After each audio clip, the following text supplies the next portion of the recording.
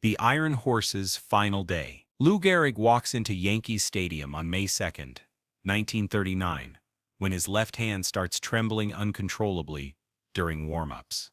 Coach Joe McCarthy notices something in Lou's eyes he's never seen before: genuine fear.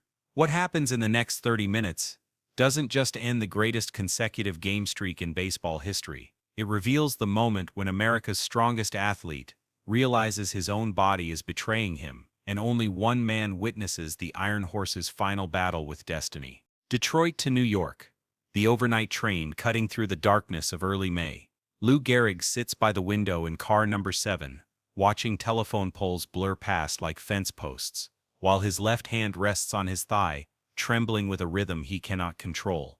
The shake is subtle, barely noticeable to anyone else, but to Lou it feels like an earthquake happening inside his own body. He's 36 years old, 16 years of professional baseball, 2,130 consecutive games without missing a single contest. His body has absorbed punishment that would hospitalize ordinary men: broken fingers played through, concussions ignored, muscle tears treated with ice and determination. The newspapers call him the Iron Horse, and for over a decade that nickname has defined not just his playing style, but his entire identity. But iron, Lou realizes, as he studies his trembling fingers, eventually rusts. The tremor started 3 weeks ago during a series in Cleveland. Nothing dramatic, just a slight shake when he reached for his coffee cup at the hotel breakfast table. He dismissed it as fatigue, the natural consequence of playing baseball at the highest level for over half his lifetime.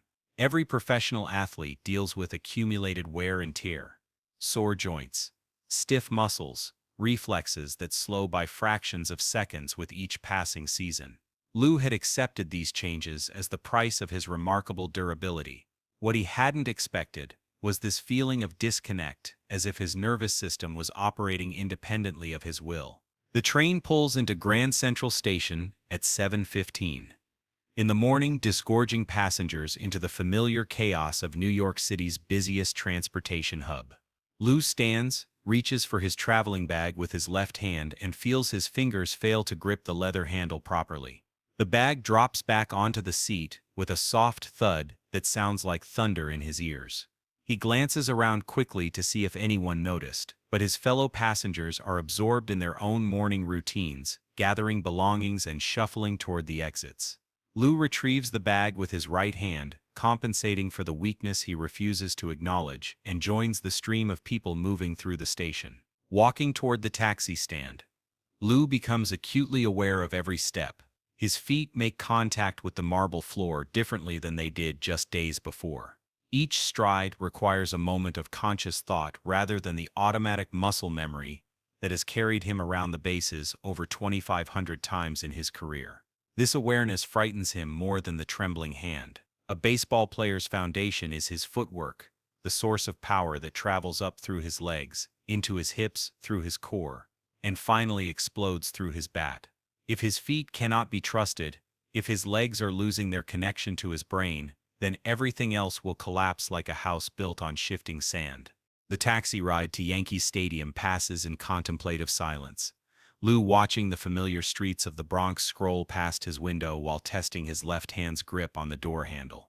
The weakness is undeniable now, no longer something he can rationalize away with explanations about temporary fatigue or minor muscle strain.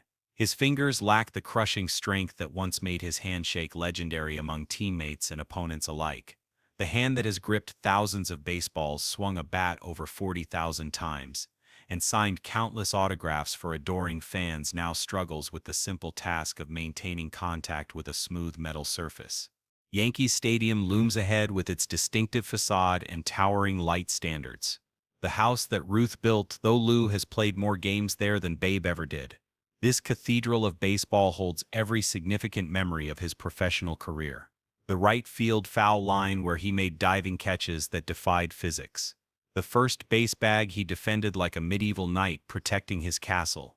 The batter's box where he stood over 6,000 times facing the finest pitchers in the world and consistently emerging victorious. But today, the familiar sight of his baseball home fills him with anxiety rather than anticipation. Joe McCarthy waits in his manager's office. a cramped space filled with filing cabinets, strategic charts, and photographs of championship teams. McCarthy has guided the Yankees for 8 seasons, transforming them into the most dominant franchise in professional sports. He prides himself on reading his players, understanding the subtle signals that indicate when someone is struggling physically or mentally. One look at Lou's careful gait as he approaches the office tells McCarthy that something is fundamentally wrong with his most reliable player. The conversation that follows lasts exactly 11 minutes and changes baseball history forever. Lou explains the trembling, the loss of grip strength, the uncertainty in his steps. He describes feeling disconnected from his own body, as if the perfectly calibrated machine that has functioned flawlessly for 36 years is suddenly experiencing mechanical failures he cannot understand or repair.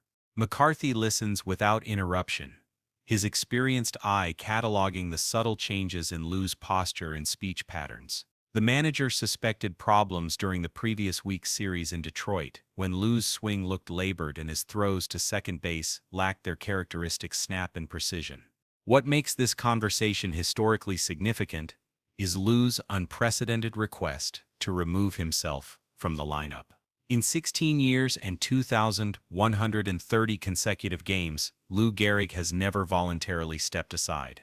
He played through a concussion so severe he couldn't remember the opposing team's starting pitcher between innings.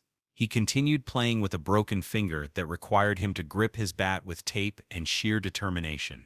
He took the field with muscle pulls that should have required weeks of rehabilitation. The Iron Horse simply doesn't break down, and when mechanical problems arise, he powers through them with willpower that borders on superhuman. But this situation transcends anything in Lou's previous experience, and both men recognize the gravity of what's happening. McCarthy agrees to the request without argument, understanding that if Lou Gehrig is asking to sit out a game, the problem extends far beyond normal athletic wear and tear. The manager makes the lineup change with trembling hands of his own, penciling in Babe Dahlgren at first base, while trying to imagine what the Yankees will look like without their most dependable performer. This single substitution represents more than a tactical adjustment. It marks the end of an era, the conclusion of the most remarkable durability streak in sports history. The locker room scene unfolds like a funeral for someone who isn't dead yet. Lou's teammates gather for their usual pre-game preparation when they notice their captain sitting in street clothes, his uniform hanging untouched in his locker. These men have played alongside Lou for years, watching him fight through pain and adversity that would have shattered lesser athletes. Joe DiMaggio, Bill Dickey, Red Ruffing, Tony Lazzeri. They look at their leader with confusion evolving into genuine concern. They've never seen Lou Gehrig express uncertainty about anything related to baseball. His confidence has been as reliable as his consecutive game streak, a constant they've all built their own expectations around. The explanation comes in careful, measured words. Lou speaks about feeling run down, about needing time to regroup and refresh himself. His teammates accept this surface explanation, while sensing deeper currents of worry flowing beneath his calm exterior. They notice the way his left hand rests motionless in his lap instead of gesturing naturally as he speaks. They observe how he rises from his chair using his right arm for support, a subtle compensation that suggests weakness he's trying to hide. These professional athletes, trained to read physical cues and competitive advantages, recognize signs of decline even when the person experiencing them hasn't fully acknowledged the extent of the problem. Watching the game from the dugout becomes the most difficult 90 minutes of Lou's athletic career. Sitting in civilian clothes while Babe Dahlgren jogs out to first base feels like watching someone else inhabit his life. The crowd of 40,000 fans notices his absence immediately, creating a buzz of confusion that ripples through Yankees Stadium like wind through wheat. The public address announcer's explanation that Dahlgren will be playing first base generates more questions than answers. Where is Lou Gehrig? What happened to the Iron Horse? The speculation spreads through the stands, creating an atmosphere of uncertainty that hasn't existed at Yankee Stadium since Lou's streak began over 14 years ago. From his position in the corner of the dugout, Lou studies his hands throughout the 9 innings. The trembling in his left hand has increased rather than decreased with rest, and now he notices similar weakness beginning in his right hand as well. Simple tasks like holding a pencil or gripping a water cup require conscious effort and concentration. These are warning signs he cannot ignore or explain away with theories about temporary illness or minor muscle strain. His body is sending unmistakable signals that something fundamental has changed, that the reliable partnership between his mind and muscles is deteriorating in ways that cannot be reversed through rest or conventional treatment. The Yankees win without him, which somehow makes everything worse. Dahlgren plays competently at first base, handling his defensive chances cleanly and contributing to the team's victory with a solid performance that demonstrates the harsh reality of professional sports. No player, not even Lou Gehrig, is truly irreplaceable. The machine continues functioning even without its most durable component, a truth that cuts deeper than any physical symptom Lou is experiencing. That evening, in the privacy of his Bronx apartment, Lou finally voices his fears to Eleanor. His wife has noticed subtle changes over recent weeks. His handwriting has grown less precise. His movements around their home have become more deliberate and careful. His sleep has grown restless, interrupted by what appear to be involuntary muscle contractions. Eleanor listens to her husband's description of weakness and loss of control with growing alarm, recognizing that these symptoms extend beyond normal athletic fatigue or temporary illness. The decision to seek medical evaluation becomes inevitable, though both Lou and Eleanor approach it with tremendous apprehension. Professional athletes of the 1930s are not accustomed to sophisticated diagnostic procedures or detailed neurological examinations. Most injuries and ailments are treated with rest, ice, heat, or simply continuing to play until the body heals itself through natural recovery processes. The possibility that something could be fundamentally wrong with Lou's nervous system represents a category of problem that neither of them wants to confront directly. Dr. Harold Rusk, at Columbia Presbyterian Hospital, conducts the examination that will provide devastating clarity. The tests are thorough and methodical: reflex assessments, muscle strength measurements, coordination evaluations, balance studies, fine motor control analysis. Each component of the examination reveals additional evidence that Lou's nervous system is deteriorating in ways that cannot be treated or reversed with any known medical intervention. The diagnosis, when it comes after 2 days of testing, is delivered with clinical precision but carries the emotional impact of a death sentence. Amyotrophic lateral sclerosis.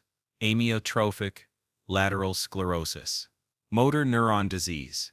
A progressive neurological condition that gradually destroys the nerve cells controlling voluntary muscle movement. Rusk explains that Lou's symptoms will worsen over time, eventually affecting his ability to walk, speak, swallow, and ultimately breathe. The timeline is uncertain, but universally grim. Most patients survive 2 to 3 years after diagnosis, with no known treatments to slow the disease's relentless progression. Lou receives this catastrophic news with the same stoic composure that has characterized his entire baseball career. He asks practical questions about symptom progression, about what to expect as the disease advances, about whether any experimental treatments might offer hope. The answers are uniformly discouraging, but Lou processes them without visible emotion, approaching this ultimate crisis the same way he approached thousands of at-bats, by focusing on what he can control while accepting what lies beyond his influence. The end of the consecutive game streak represents just the beginning of a larger conclusion. Though Lou faces this final chapter with the same grace and determination that made him legendary as a player, his public farewell on July 4, 1939, will transform Yankees Stadium into a cathedral of human courage, proving that true strength has nothing to do with physical power and everything to do with character under pressure. Standing at the microphone before 60,000 fans, Lou Gehrig speaks words that will define his legacy beyond baseball.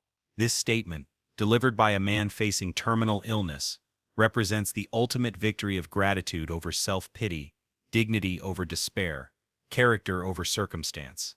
The Iron Horse played his final game, but in doing so, he taught everyone watching what real strength actually means.